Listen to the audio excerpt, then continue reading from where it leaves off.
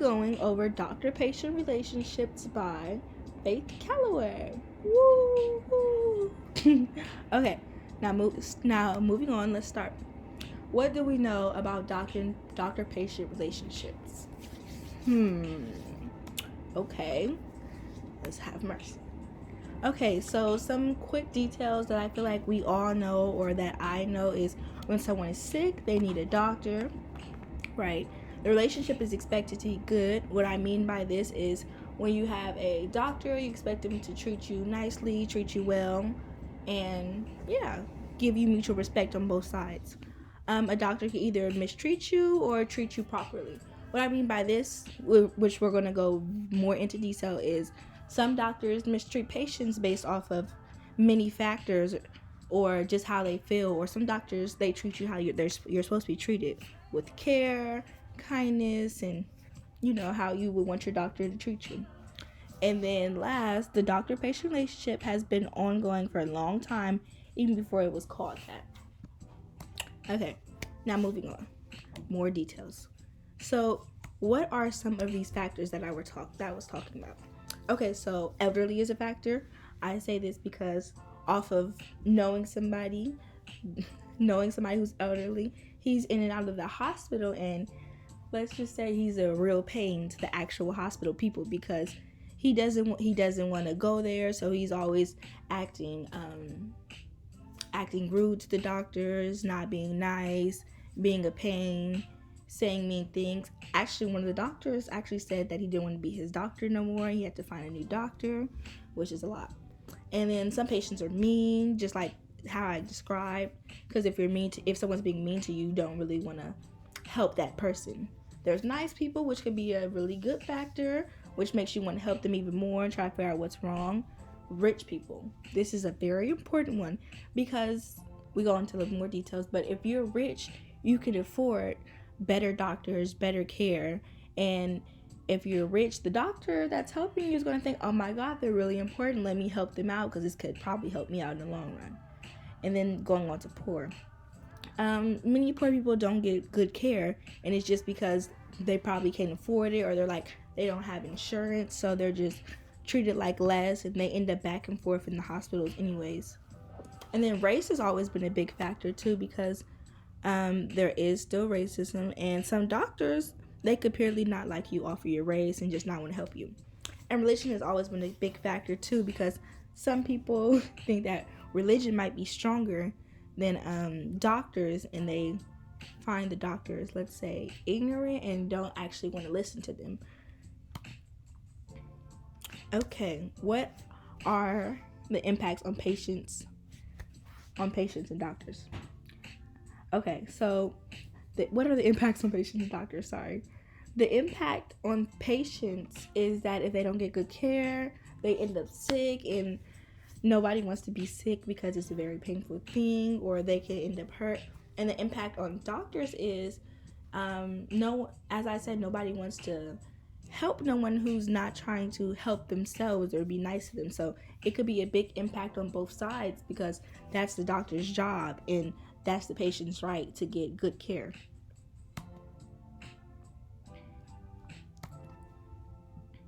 Okay, quick history on doctor-patient relationship.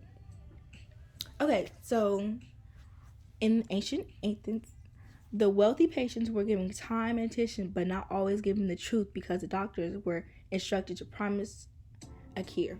So what I get from this quote is that because the people had so much money, the doctors was like, oh yeah, I'm going to cure you. We're going to give you the best care you can, and there's not going to be anything wrong with you. So in the long run, because of their status, they're not actually getting the help, the truth and the help they need. Because if they're thinking that they're cured, and they go back and somebody's telling them that they're cured when they're really not, it's not helping them, but it's only helping the doctors because they're the ones getting the money in the long run.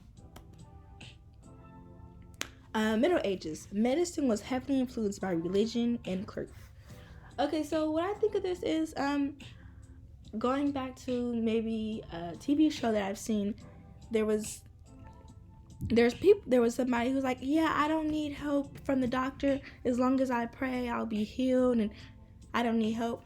Um, People always have their different opinions, which we always have the right to. We have the right to religion, and that's what happened in the Middle Ages. People believe that the religion would help them more than the doctors would, which is not true. So a lot of people were sick back in that day, but yeah. Okay, 21st century. Many people believe that doctors nowadays are not trustworthy, don't care, and don't know what they're doing, which can be true because a lot of doctors, they don't care nowadays because they just know that doctors make a lot of money, which is why everybody wants to be in that profession.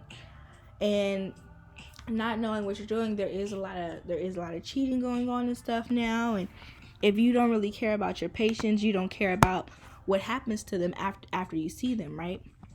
So there's a lot of that going on, which is wrong, because if the doctors don't know what they're doing, that could end up making the patient more sick.